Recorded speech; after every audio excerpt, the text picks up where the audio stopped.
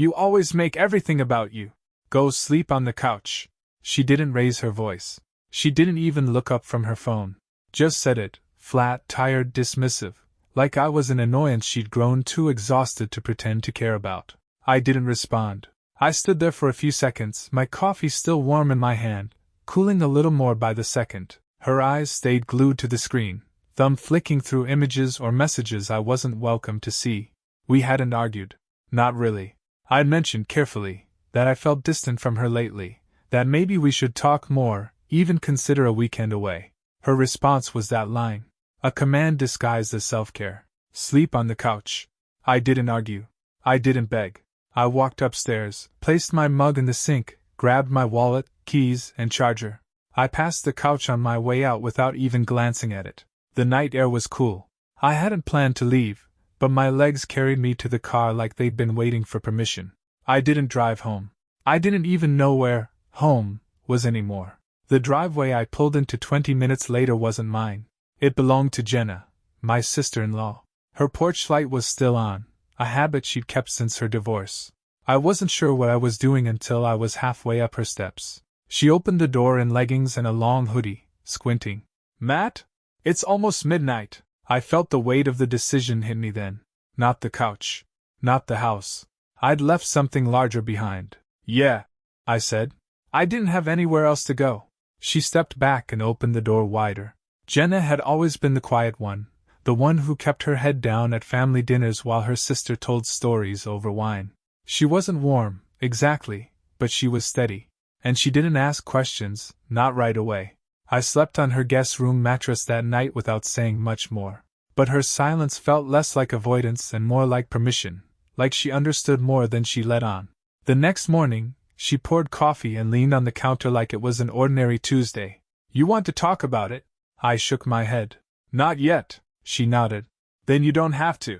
The kindness made something tighten in my chest. I hadn't felt that in a while, not from my wife. I drank the coffee in silence, aware that this wasn't just about sleeping arrangements. It was about something I hadn't admitted yet, even to myself. I hadn't just left the house. I'd left her terms. It's strange how silence changes after a line's been crossed. At Jenna's, the quiet was soft, breathable. At home, it had been the cold absence of approval, something I'd been conditioned to wait for like a dog sits for a treat. Over the past few years, my wife had managed to make control look like concern. She never shouted. She didn't need to. Her power was quieter, carefully timed sighs, long pauses when I said something concerning, pointed glances across the room when my voice carried too much weight. She didn't demand things, she suggested. You really think it's a good idea to pick them up this week? After how upset you were Sunday? You've been so tired lately. Maybe it's better if I take them to the dentist. You're just under a lot of stress. They can feel that. At first, I went along because it sounded reasonable. I was tired. Work had been brutal. And yes, I had been short-tempered once or twice. Nothing extreme, just worn down. So when she started stepping in more, I told myself it was teamwork. But over time, those suggestions became expectations, then rules. By last year, I wasn't allowed to discipline them anymore without clearing it with her. She'd cut me off mid-sentence in front of them with a soft, "Let me handle this," like I was an intern misreading the office manual. It chipped away at something I didn't even know could be eroded, my role, my presence. I had become a guest in my own house, tiptoeing around her boundaries while she framed it all as co-parenting. And I let her. That morning at Jenna's, I sat across from a woman who hadn't known the full extent of it either. She poured more coffee and slid a plate of toast across the counter like I was supposed to be there. No fanfare. No pity. Then she asked something that snapped the illusion wide open. Why didn't you tell me about the report from the school? I blinked. The what? She tilted her head. The call from the school last week. About the report? I stared at her. Jenna, I don't know what you're talking about. Her mouth opened slightly, then closed again. Sarah said you got a visit? That they had concerns after something happened in the parking lot. My pulse kicked up. What parking lot? She looked uncomfortable now, realizing something she wasn't supposed to. I thought you knew. I stood up slowly. No, I didn't. What did she say happened? She hesitated, then gave a helpless shrug. That you shouted, got in the car and slammed the door hard enough to rattle everyone. That it didn't feel safe. I ran a hand over my face. That had been a Tuesday. I remembered the day. The car wouldn't start. I was late to pick up. I'd hit the steering wheel in frustration. But I hadn't screamed. I hadn't even spoken to them until we were halfway home, and then, only to apologize for being late. She filed a complaint? My voice came out lower than I expected. I thought you knew, Jenna said again, and this time, her voice held something else. Doubt. Not toward me, toward her sister. I sat back down, slower this time. The toast had gone cold. My stomach turned. That wasn't a misunderstanding. That was a move. And it wasn't the first. Jenna didn't press for details. She just moved around the kitchen, quietly rethinking everything she'd assumed. I could feel the shift in her, a tension that hadn't been there before. The kind that creeps in when someone realizes they've been standing on the wrong side of a line they didn't know existed. I stayed at her place for another night, telling myself it was temporary. But by Wednesday morning my daughter's school called. They were reviewing pickup protocols. The words were polite, carefully chosen. But the meaning wasn't subtle. I wasn't to come get her until further notice. They said it was a procedural reevaluation, and not disciplinary. But I didn't miss the part where they asked for Sarah's signature on a revised custody acknowledgement. I hadn't signed anything, because there was nothing to sign. No hearing, no ruling, nothing formal. Just a shadow war I hadn't realized I was losing. I didn't call Sarah. I knew what she'd say, that it was about stability, that I was too reactive lately, that she didn't feel safe with how I'd been escalating. I could hear the words even without her saying them. She'd rehearsed them well enough to deliver them to other people already. But it wasn't until Jenna came home Thursday night that I saw how deep it really went. She walked in quietly, holding her bag awkwardly, eyes tense. She didn't even take off her shoes before she set it on the table and pulled out her phone. She forwarded something to me by accident, Jenna said, almost like she was confessing. I think she meant to send it to her lawyer, but she sent it to me instead. Then she tried to unsend it, but I already had it open. She handed me the phone without another word. It was an email, drafted but unsent. The subject line was Custody Outline, Initial Statement. The body of the email detailed a list of concerns: unpredictable emotional patterns, pattern of unpredictable reactions, raised voice during minor disagreements, and possible risk to the household's emotional environment. Her words, not mine. It was written in legal tone, not like something she'd say, but something she wanted a judge to believe. There was nothing wild in it, no smoking gun. Just calm, weaponized phrases dressed up in concern. But the effect was chilling. She wasn't just venting. She was building a case. I handed the phone back, jaw tight. Jenna hesitated. She's been planning this longer than you think. I met her eyes. How long? She looked away. The phrasing in the email, it sounded practiced. I didn't sleep much that night. Not because I was afraid, but because I realized I'd spent years thinking I was in a broken marriage when really, I'd been living in a staged narrative. And she was the only one who knew the script. On Friday morning, I parked 2 blocks from my house and just sat there, engine off, watching the quiet facade of what used to be my home. I didn't go inside. I didn't even plan to. I just needed to see it. The yard, the porch, the windows where I used to wave goodbye when heading to work. It looked exactly the same. But now, every corner felt like a prop, set dressing for a version of me that didn't exist. The man she was describing in that email wasn't someone I recognized. But the most disturbing part was, I could see how someone might believe it. She hadn't invented a monster. She'd sharpened my worst days into evidence. Every sigh, every late arrival, every time I rubbed my temples after a long shift and said, "Not now," became part of a story where she was the calm protector, and I was the threat. And here's the part that made me sick. I started doubting myself. Was I too reactive? Did I slam that door too hard? Had I been unknowingly aggressive? I remembered the look on my daughter's face the last time I raised my voice. Not even at her, just during a phone call. She had flinched. Not dramatically. Just a little. Like her body expected something worse. And that was all it would take, wasn't it? A witness. A counselor. A pattern, fabricated or not. I texted Jenna. Can I come by tonight? Her reply was instant. Always. She had a pizza on the table by the time I arrived. No questions. Just a bottle of wine and a stack of napkins between us like it was a normal evening. But we both knew it wasn't. Halfway through dinner, she reached into her bag again. I didn't mean to see this either, she said quietly. But it fell out of her purse when she was visiting last month. I didn't think anything of it until now. She placed a folded piece of paper in front of me. A printed calendar. Court dates.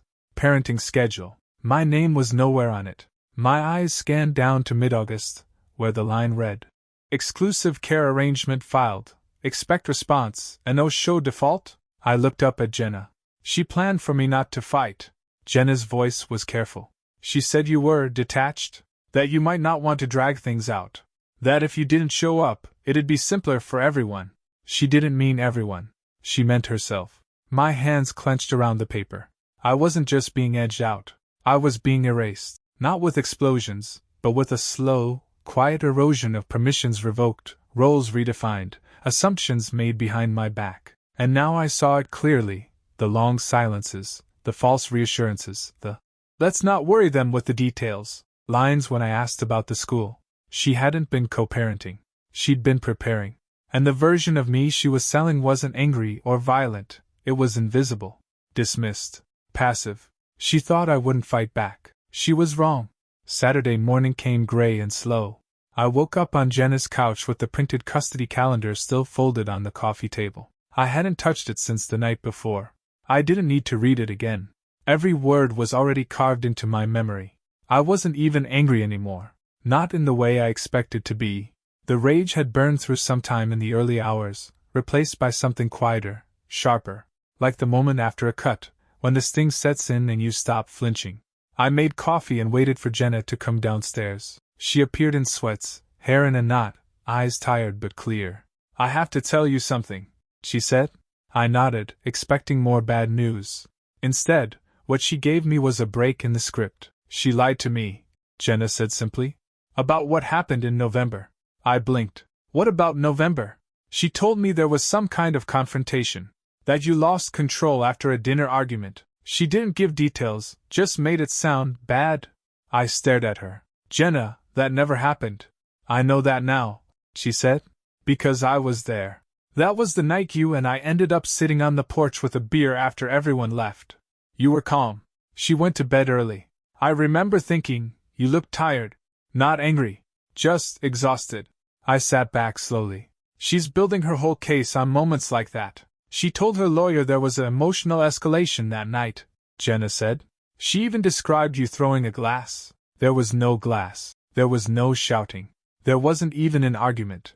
I had cleared the plates, wiped the counter, and joined Jenna outside because Sarah had claimed a headache and gone upstairs. "She's not just twisting things," I said, voice low. "She's inventing them." Jenna's voice turned quiet. "I'm not going to let her do that." I looked at her. Really looked. She didn't flinch. Didn't hesitate. "You'd testify?" I asked. She didn't blink. "I will. I'll put in writing what I saw. What I didn't see. What she told me, and when. If this goes to court, I'll stand up." It wasn't just support. It was something she was offering at great cost. Her own sister. Her family. "She'll never forgive you," I said. "I don't think I care anymore," Jenna replied. "Not after seeing what she's trying to do to you. To them. Them. Not just me." The truth. It hit me then that I wasn't alone. I'd been made to feel like it for so long. It had calcified. That loneliness. That quiet isolation Sarah had curated so carefully. But it was cracking now. And Jenna, the quiet one, the neutral one, had picked a side. Not because I asked, but because she saw the truth. I stood up, grabbed my jacket, and said the words I hadn't allowed myself to say until now. "It's time." Monday morning began with a different kind of silence. Not empty or confused, but purposeful. The night before, I'd stayed up with a legal pad, writing out everything I could remember. Dates, behaviors, conversations, incidents Sarah might twist into something worse. I didn't dramatize anything. I didn't need to. The truth was enough. At 9 a.m., I sat in the office of a family law attorney named Hartley, recommended quietly by a friend I trusted. He didn't offer false comfort. He just listened, made notes, and asked good questions. "Do you have any witnesses who can corroborate these events?" he asked. I nodded. "My sister-in-law." "Sarah's sister." His eyebrow lifted. "And she's willing to go on record?" "She's already seen the lies. She's in." That changed everything.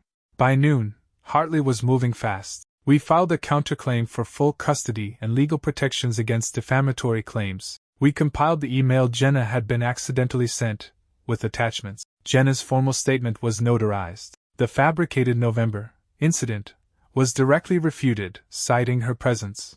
And then came the asset freeze.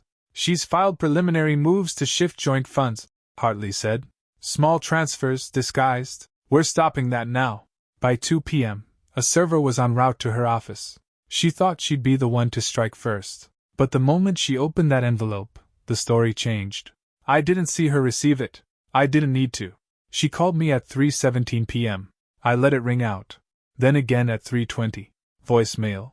Then a text. Sarah, what is this? No greeting. No explanation. Just indignation, like she'd been ambushed. She didn't ask what was in the documents, because she already knew. She just hadn't expected me to move before her. At 4:10, Jenna got a message. Sarah, you told him? Jenna showed it to me without a word. We didn't respond. We didn't need to. By evening, Hartley confirmed the packet had been officially received and logged. Her claim, whatever version of events she was preparing to file, was now second to the record. Reactive, not initiating. She would now have to explain not only the lies, but why she hadn't acted until after I moved. That night, I sat alone in Jenna's guest room, looking at the ceiling fan, letting it sink in. She thought she was directing the story, but now, she'd have to explain her plot from the witness stand. And I'd be sitting across from her, calm, documented, and no longer silent. By Wednesday, it was clear the storm had reached her front door. Hartley forwarded me a notice from her attorney's office. Representation withdrawn due to client's breach of professional trust. No explanation required. I already knew why. Jenna had sent in the screen captures. They weren't dramatic. No threats. No cursing. Just Sarah, messaging friends, trying to orchestrate testimony.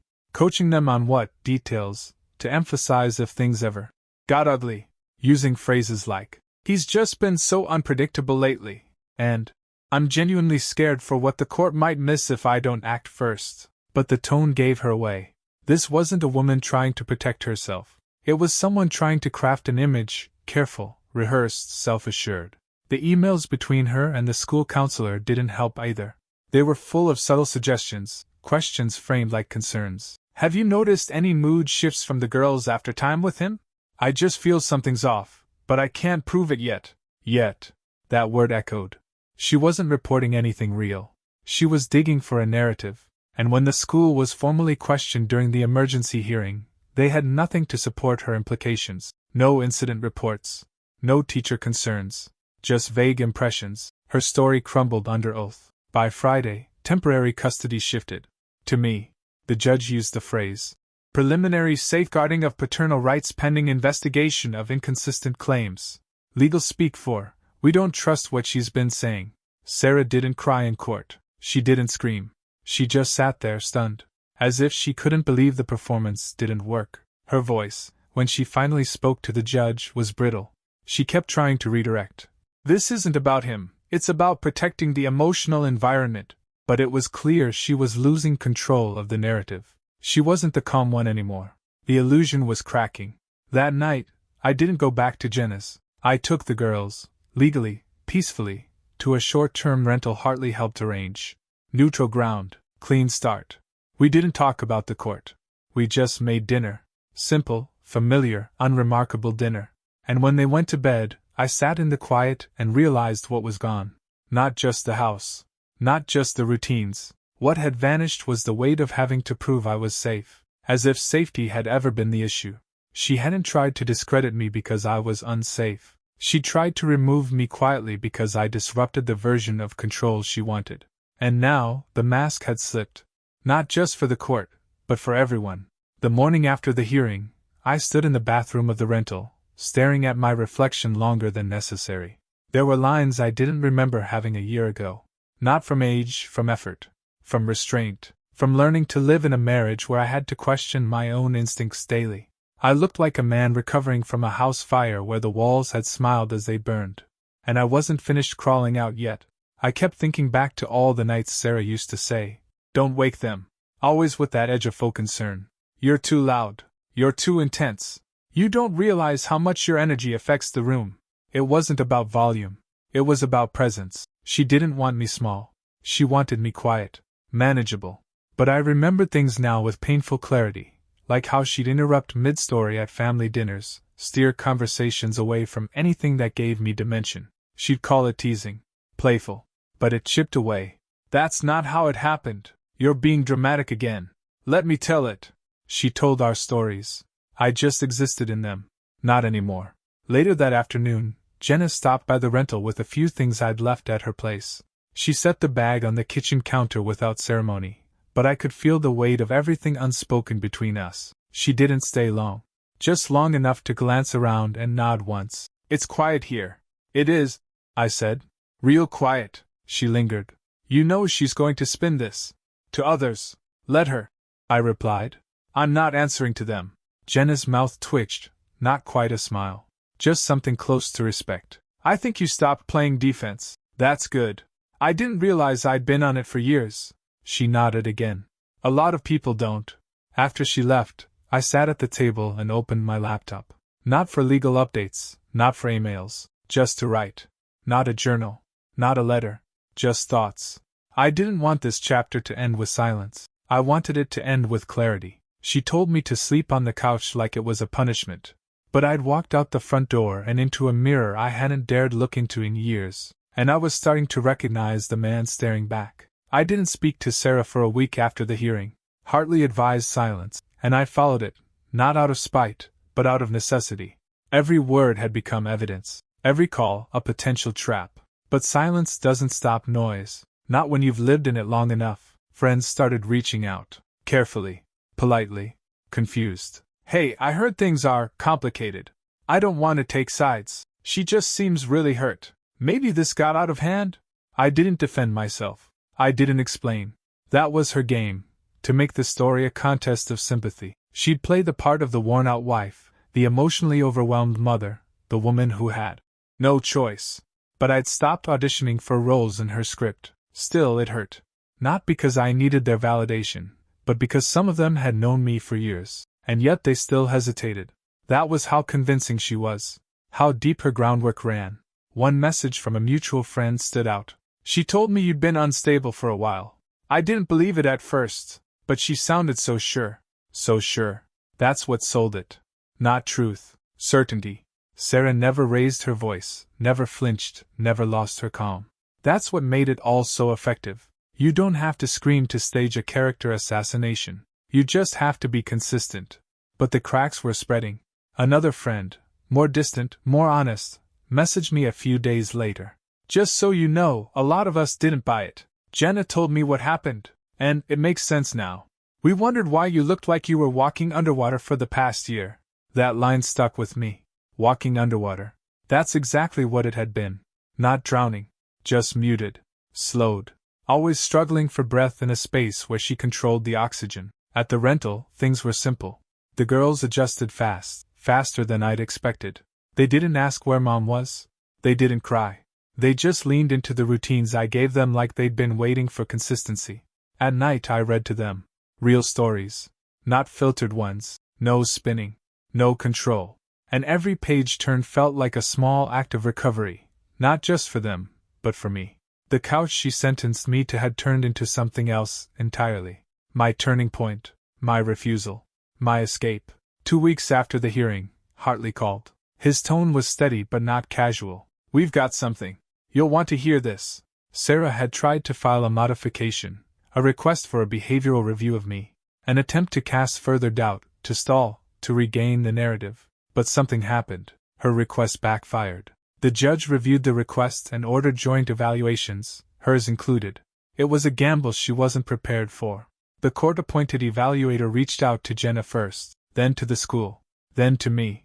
I met with them privately. I didn't prepare a performance. I told the truth. I described the long erosion, the constant reframing, the months of walking on emotional glass. They asked about the night I left. I told them I wasn't fleeing. I was choosing not to participate in a false reality anymore. By the time the report came through, the tone was clear. Sarah's behavior patterns reflected deliberate narrative framing, contradictions in emotional statements, and A concerning effort to limit shared decision-making. My section?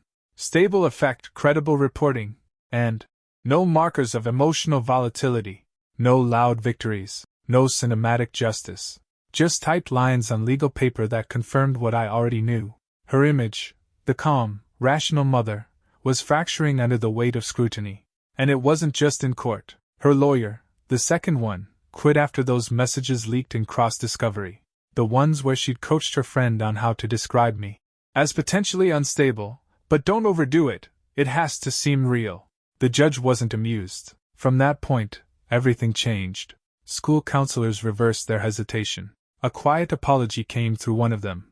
We're sorry for any confusion during the early review. Friends who'd drifted started reaching back in with more clarity. One even said, "You were just gone, man. Like someone turned you down to a whisper." And now I was the one turning the volume back up. Not with yelling. Not with drama. Just by refusing to disappear. Sarah didn't attend the next court review in person. She called in. Her voice, once polished and composed, cracked more than once. She was losing not because I beat her at her own game, but because the truth didn't require rehearsal. And for the first time since this all began, I felt something I hadn't dared admit. Peace. Real, still, earned peace. The kind that doesn't announce itself. It just replaces the noise.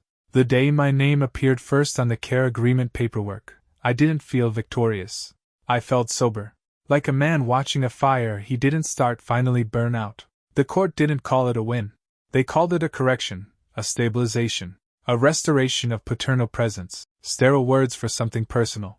I wasn't given anything. I reclaimed it. I still hadn't returned to the house. Not once.